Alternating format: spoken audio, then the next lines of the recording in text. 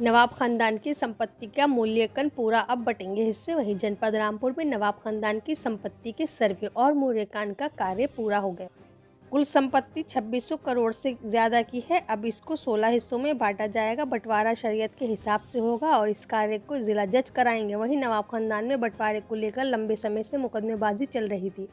पिछले साल supreme court ने शरीयत के हिसाब से बंटवारा करने के आदेश दिए थे। बंटवारे की जिम्मेदारी जिला जज को सौंपी गई, जिसे वे दिसंबर 2020 तक कराएंगे। इसके लिए उन्होंने एडवोकेट कमिश्नर नियुक्त किए हैं, जिन्होंने संपत्ति का सर्वे और मूल्यांकन कर अदालत में रिपोर्ट पेश की है। पूरी संपत्ति की मूल्यांकन रिपोर्ट कोर्ट में पेश कर दी गई। कुल संपत्ति की कीमत 2600 करोड़ से ज़्यादा आकी गई है। अदालत अब हिस्से बांटने का काम करेगी।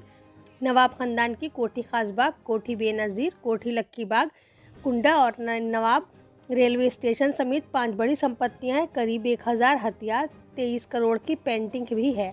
इसके अलावा कार और ट्रेन की बोगी समेत चल संपत्ति भी करोड़ों रुपए की है। ज़्यादातर हिस्सेदार रामपुर में बाहर रहते हैं। उनके अधिवक्ता ही उनकी पैरवी कर रहे हैं। अब आपत्ति दाखिल कर सकेंगे हिस्सेदार। 16 दावेदार। एडवोकेट कमिश्नर अरुण प्रकाश सक्सेना ने बताया कि बंटवारे के मुकदमे में 18 पक्षकार थे, जिनमें 2 की मौत हो गई और उनका कोई वारिसाना भी सामने नहीं आया। अब 16 दावेदार हैं। बंटवारा शरीयत के हिसाब से होना है, इसलिए अदालत ये तय करेगी कि शरीयत के मुताबिक किसे कितना हिस्सा मिलना चाहिए। लॉकडाउन के दौरान अदालतें बंद रहीं, इस कारण बंटवारे की प्रक्रिया भी रुक गई थी, लेकिन अब तेज़ी से चल रही है। अब इस मामले में रोज़ सुनवाई होगी। 23 नवंबर को सभी पक्षों को बुलाया गया है, वे अपनी बात रखेंगे। संपत्ति के मूल्यांकन को लेकर अगर उन्हें कोई आपत्ति है तो कोर्ट के सामने रख सकेंगे। यदि कोई आपत्ति आती है तो अदालत उसका निस्तारण करेगी। सपा सांसद आजम खान के करीबी रिटायर्ड सीओ आले हसन की दिक्कतें बढ़ी। वहीं पुलिस ने एक धारा और बढ़ाई है। पुलिस ने मारपीट, तोड़फोड़ और लूट के मुकदमे की विवेचना के दौरान डकैती की धारा बढ़ा दी है। वहीं जनपद रामपुर में रिटायर्ड सीओ आले हसन जेल में बंद है। शहर के मोहल्ला डोंगरपुर में सपा सरकार के दौरान आसरा कॉलोनी का निर्माण कराया गया था। तब उस जमीन पर कुछ लोगों के घर बने थे, जिन्हें तत्कालीन अफसरों ने बलपूर्वक हटा दिया था। प्रदेश में भाजपा सरकार आने के बाद कई मामलों में आजम खां और उनके करीबियों पर रिपोर्ट दर्ज की गई है। डोंगरपुर प्रकरण में दर्ज किए गए मुकदमों में आजम खां के करीबी रिटायर्ड सीओ आले हसन भी नामजद हैं। उन पर घर तोड़ने, मारपीट करने और लूटपाट करने का आरोप है। वहीं गंज कोतवाली पुलिस इसकी विवेचना कर रही है। इस दौरान पाया गया कि डकैती का आरोप भी बन वहीं गंज पुलिस ने आले हसन पर डकैती की धारा 395 और बढ़ा दी है। अदालत से वारंट जेल प्रशासन को भेज दिया गया है। पुलिस अधीक्षक के निर्देशन में यातायात पुलिस द्वारा रोडवेज बस स्टैंड पर निःशुल्क परीक्षण की नेत्र कैम्प लगाकर रोडवेज बस चालकों एवं प्राइवेट वाहन चालकों के नेत्र का कराया गया प्रशिक्षण। वाहन चालकों को दी गई यातायात के नियमों की जानकारी। वहीं जनपद रामपुर में पुलिस अधीक्षक शनगुन गौतम के निर्देशन में यातायात माह नवंबर तृतीय सप्ताह के आरंभ होने पर यातायात पुलिस की ओर से रोडवेज बस स्टैंड पर निःशुल्क परीक्षण नेत्र कैम्प लगाया गया, जिसमें जिला अस्पताल रामपुर एवं डालमिया आई हॉस्पिटल की संयुक्त टीम द्वारा रोडवेज बस चालकों, अन्य प्राइवेट वाहन चालकों एवं यातायात पुलिसकर्मियों की आंखों का निःशुल्क प्रशिक्षण किया गया। यातायात पुलिस द्वारा रोडवेज बस चालकों एवं अन्य वाहन चालकों को यातायात के नियमों की जानकारी दी गई तथा उनको कोविड-19 के संक्रमण से बचने के लिए मास्क, सैनिटाइजर व सोशल डिस्टेंस के बारे में बताया गया। इसके अतिरिक्त सभी को सड़क दुर्घटना के दौरान प्राथमिक उपचार के समय उपयोग आने वाली दवाइयों के बारे में भी जानकारी दी गई।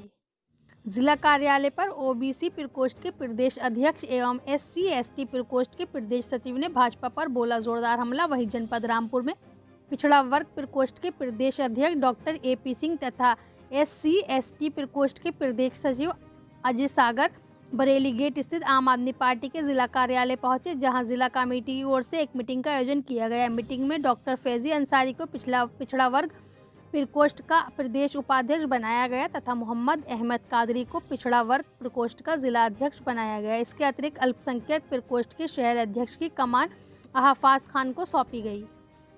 इस मौके पर प्रदेश उपाध्यक्ष फैसल खान लाला ने कहा कि बिजली, शिक्षा और स्वास्थ्य में प्रदेश सरकार दलाली खा रही है। उत्तर प्रदेश में महंगी बिजली, महंगी शिक्षा और महंगे इलाज ने गरीब जनता की कमर तोड़ दी है, जबकि दिल्ली में बिजली, शिक्षा और स्वास्थ्य की मुफ्त सुविधा आम आदमी पार्टी की सरकार ने दिल्ली के लोगों को दी है। वहीं पिछड़ा वर्ग प्रकोष्ठ के प्रदेश अध्यक्ष डॉक्टर AP सिंह ने कहा कि भाजपा में हर वर्ग परेशान है, महिलाएं सड़कों पर महफूज नहीं है। जहरीली शराब से हापुड़ में 12 लोगों की मौत हो गई, जिससे साबित होता है कि उत्तर प्रदेश में अपराधियों ने सरकार से गठजोड़ कर रखा है, इसलिए अपराधी बेखौफ और पूरे प्रदेश में जंगल राज कायम। वहीं SC/ST प्रकोष्ठ के प्रदेश सचिव अजय सागर ने कहा कि योगी सरकार अपराधियों की जाति देखकर उन्हें संरक्षण देती है, जिसका नमूना हाथरस में देखने को मिला, जिसके कारण उत्तर प्रदेश में लगातार दलितों पर अत्याचार की घटनाएं सामने आ रही हैं। लेकिन अब भाजपा की उल्टी गिनती शुरू हो चुकी है।